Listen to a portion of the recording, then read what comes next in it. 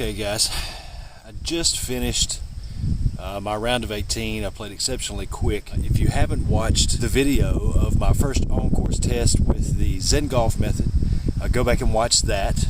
But now I'm on the range after it, and I'm going to work on a few things because I had some issues out there today. So I'm going to get to work. I'm going to hit some 7-irons, and I'm going to try and hit some drivers because I really haven't practiced driver that much, and today out on the course, it really kind of let me down. Driver was very hit and miss and mostly miss. So I'm going to just try and reinforce a few things and see if I can't feel the feeling of letting the club go and stop trying to control it. When you're out here on the range, it's really easy to just kind of hit solid shots and not worry about the target or the results. But out on course, it gets into your head that you need to hit this target, and you start to feel the weight of the consequences on your shoulder.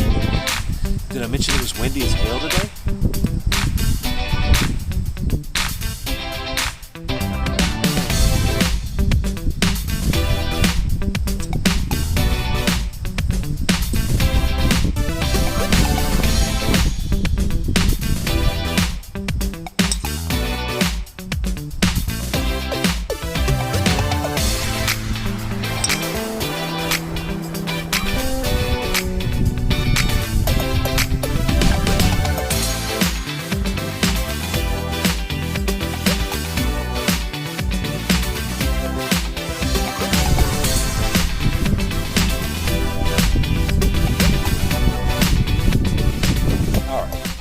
I'm working on driver.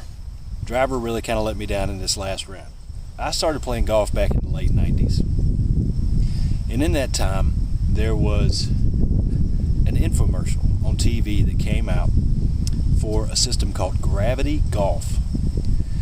And the guy who invented or came up with Gravity Golf was a guy named David Lee. Now in it, he talked about golfers being plagued by something he calls the kill concept, whereas you get to the top and you're hunting the ball, you're trying to kill it. It's an instinct where we equate power and effort and muscle with long drives, solid shots, that great sound. So when we get to the top, we're trying to kill the ball. Gravity golf is based around the fact that you heave the club to the top and you're basically just letting the club drop from the top with no effort. Your arms are turned off and you're just counterfalling. You go off vertical and then you counterfall, and it whip slings the club around. I'm not going to get into gravity golf today. That's going to be for another video. However, I think the kill concept that he talks about really comes into play for all of us, whether you're following a particular method or you're just swinging the club, or whether you're trying to hit positions or you're using biomechanics. Really need to turn off that kill instinct and think more mass and momentum rather than muscle. So that's what I'm really trying to do, is just get it to the top and then step and turn through.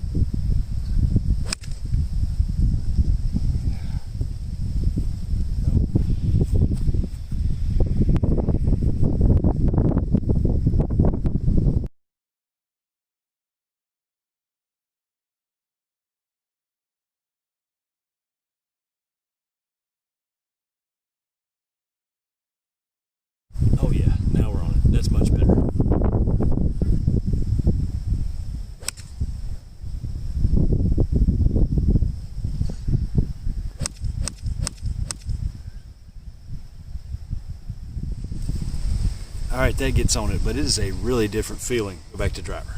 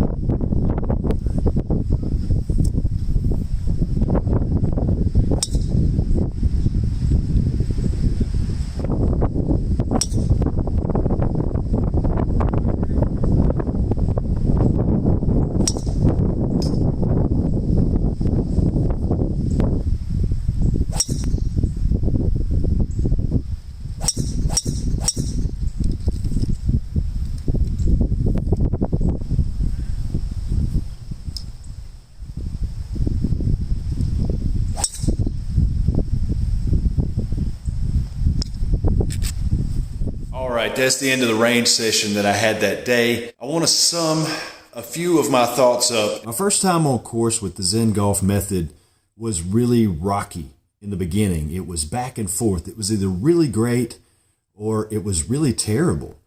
And I couldn't put my finger on what was going on at first.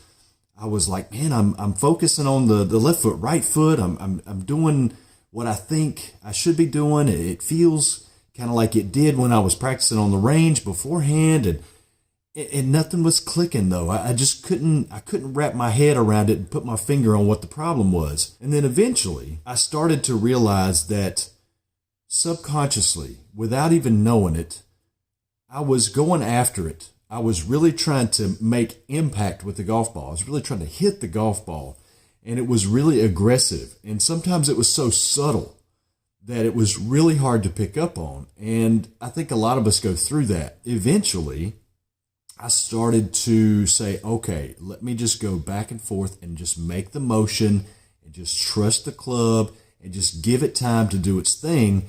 And that started to work a little bit. And I mentioned Gravity Golf earlier in this range session, but I don't want to get too far into Gravity Golf yet. I will be doing a review of the Gravity Golf system. It may even be a really good segue from this system into Gravity Golf, since there are some parallels and some natural transitions between the two approaches to the swing. However, David Lee's concept that he talks about, that almost all golfers have instinctively, is that kill concept, and that can really play havoc with your game, no matter what method you're using. If you're trying to go after it, if you're trying to make the club do something, if you're trying to make the ball do something, if you're trying to make the swing something, that it doesn't have to be that effort level being way up here, then it can really be a monkey wrench thrown into your entire operation. You've got to bring the effort level down. And for me, that is just so difficult to do, because normally in life, the more effort I put in, the better the results are. And in golf, that's true when it comes to practice and your strategies and things like that. However, when you're standing over the golf ball, it's time to swing, more effort equals worse results. So then what did I learn from my most recent range session? I learned that if you do trust it and you apply a little bit of patience, and you allow the club to do what it's going to do, and just focus on your left foot, right foot with the Zen Golf method, you can get good results, and you can get consistent results.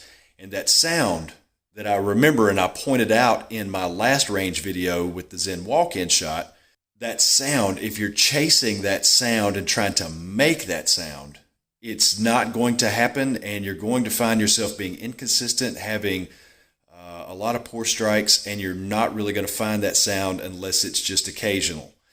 However, if you allow the club to do what it's going to do and perform the work that it's designed to perform, and allow your body's mechanisms to do what they do without feeling the need to inject yourself too much into the motion of the club, then that sound will naturally occur as long as you get your weight moving forward and toward the target. One of the big things that I've noticed is that I do not rotate enough. I need to put more of my attention on getting my mass and my weight moving toward the target with rotation. That is something I'm going to be working on in the future. I think that's highly important, and it's one thing that I noticed that makes a big difference in my ball striking. It's not an easy concept for me, seeing as how my lower body is so move, then stall, and then move again. I need to make it a fluid rotation all the way through. So that's what I'm going to be working on. Anyway, I appreciate you guys watching this video. Be sure to give me a thumbs up. Hit the like button down below. If you haven't subscribed already, please do so, and click the bell to the right. Select all for all the notifications so you don't miss any videos. I've got a lot of good stuff coming up. I'll see you next time.